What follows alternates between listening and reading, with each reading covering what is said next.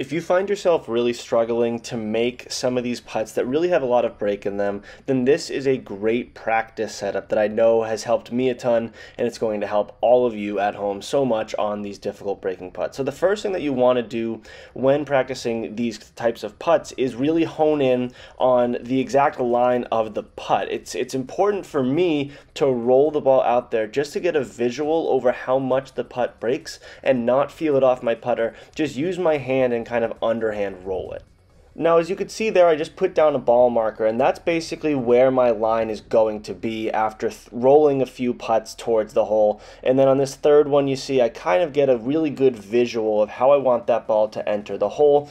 You can put anything down there on the green that is a good visual for you. Some people use a tee or a divot repair tool. I'm just using a ball marker in this instance.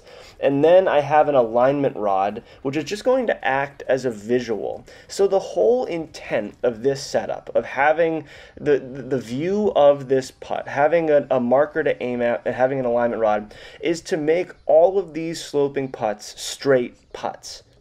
Every putt is a straight putt. You want to start it straight and then eventually have it trickle into the hole. So in my pre-shot routine, in the setup, in the way that I'm looking at my target, I am not looking at the hole at all. I'm just focused on that target.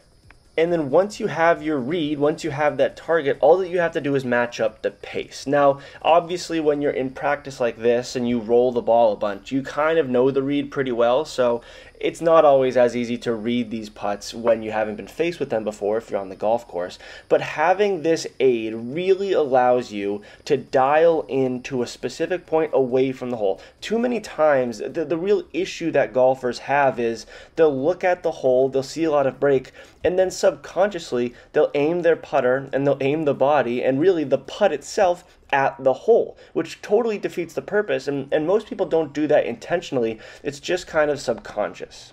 Now, as you see here, I'm still kind of getting acclimated to this putt. I know exactly what the putt does. I've seen it a few times and I missed it all 3 times, and I missed it all 3 times on the low side. So what I'm going to do is add a little bit more pace and bring the ball just slightly further outside and have it come in at a different angle. With a drill setup like this, it's important to always be tweaking what you're doing. Just figure out different things that work. I think that the alignment rod is a great visual for my body alignment. If you have a putting mirror, this is a great time to use a putting mirror as well, and just focus on that tee or on that ball marker. Just dial into it. Be sure you're aligning your body to it, and it's a really great practice on putts like this to ignore the hole. Once you have your read and you find your target, I would insist that you walk up and you make visual acknowledgement of that particular target, whether it's an old cup, it's a dry spot on the green, whatever it may be. Focus on it, and then once you have that target, the hole doesn't matter anymore. The only thing we're focusing on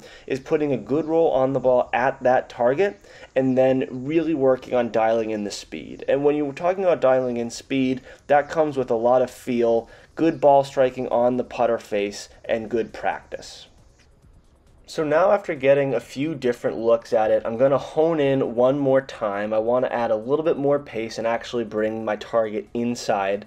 I'm going to continue to focus on the target, go through my pre-putt routine as I always do, and in your putting practice as you always should. If you saw my head up there, I was not looking at the hole. I'm looking right at that target, straight putt, put a confident roll, looking at nothing but the target.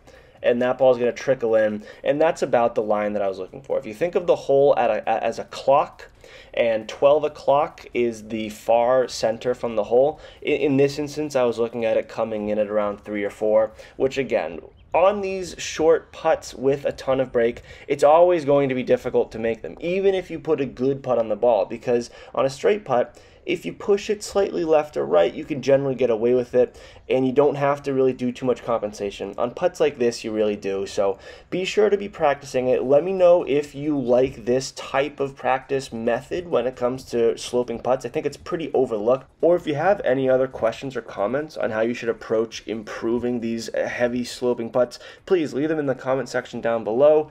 As always, I thank you all very much for watching. Play well, and take care.